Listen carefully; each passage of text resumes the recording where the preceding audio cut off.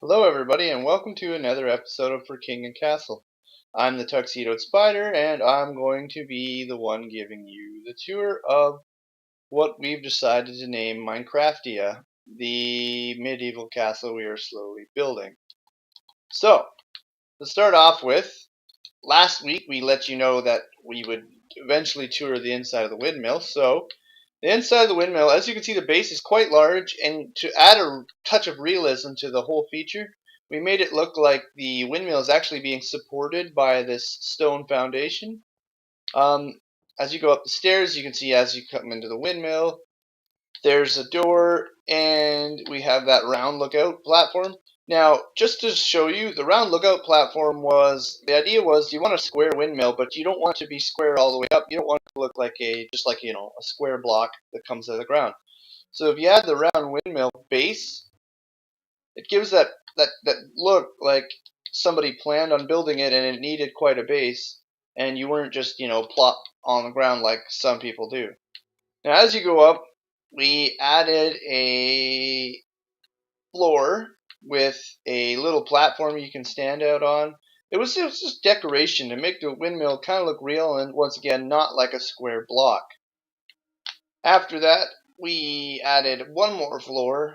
As you can see, though, as we go up, there's windmills. We built our own flower pots out the side. And once again, it's just, a feature added to make the windmill look real, make it look, original. The problem we had with the windmill is it's so tall that it actually has started to snow when it rains on top of the windmill. So for this video, we did clean it off, but the problem is that it will continue to snow on it. So I believe for next time, we will not be building it so tall, although it being tall was kind of a staple feature. Now, I like that it doesn't snow on, the stairs and whatnot, but it does snow on the wool, and as you can see, we cleaned the top of the tower up for this video, but the blades were kind of more of a nuisance. So, as you can see, after that, we wanted to make the windmill look like it was in use. So, we added wheat fields. We added quite a few on this side, we added some on this side. There's kind of a path that runs along both sides of them.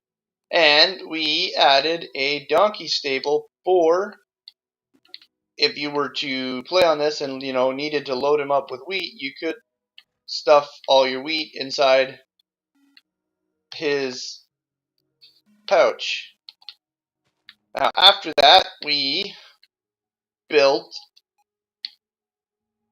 the docks out front. Now, the docks were kind of the kickoff from the wall. We started with these two towers. These two are the original towers to be built, as well as the gate. There is speculation whether we should put two smaller towers up front of the gate. If you guys think so, just be sure to comment and let us know, and we will make the gate quite more fancy. And then we added the docks, and as you can see, the mossy stone gives it a neat look, makes it look like it's been sitting out there for quite a time. We have a crane that operates on the docks. The whole idea was to make this look real. We're going for realism here. So the docks was a special feature. I think later on we'll be adding a couple of boats, maybe even in the harbor, and one maybe tied off. But that's still in the plans and not quite on its way yet. You can see for filler, if you want to get rid of extra space, we find that if you use trees, and you don't have to make your own trees. If you want a realistic looking tree, the acacia trees, now just so you guys know, it's the trees that have the red wood. Um, they look real. They look real, and they go for a realism look. And when you have extra space, they definitely fill in quite well. After that, we constructed the mine. Now, the mine it's been dug straight down, and you can see here the track layout that runs down. Now we just hop in this cart and give ourselves a push.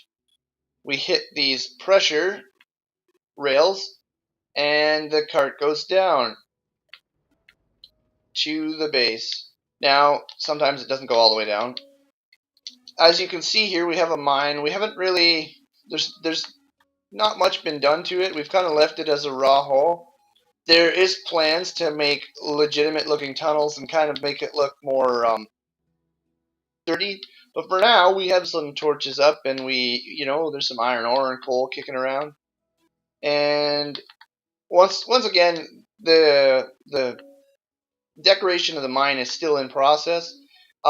Everything we do, we draw out on grid paper, and like I've been asked, like, why do that? Why draw it out on grid paper? But if you think about it, if you start off with a plan and you know what you're doing, it makes it that much easier to build. And as you can see, the roofs on this were something else actually. If I'll give you a shot in the back here, shot of the back, excuse me.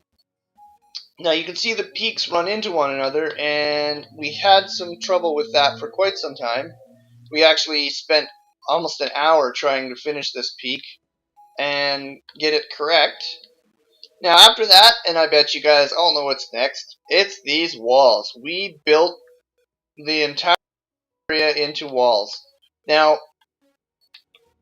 the layout for the walls, we didn't draw on grid paper, but we did draw the towers on grid paper and then came up with a base and simple way to connect them. So the walls have taken us approximately 4 hours, and each tower, just to give you a speculation of how long we've been building this, each tower takes about 20 to 30 minutes. So you're looking at half an hour to build one tower. Now, as you can see, not all the towers are finished. That is for next week's. We will be finishing it.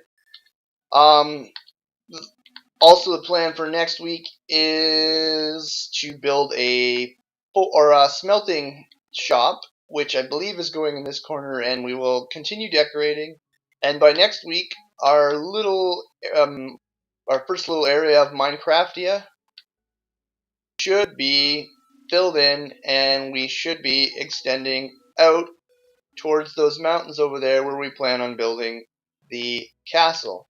So I hope you guys enjoy this, and I hope you like and subscribe, obviously.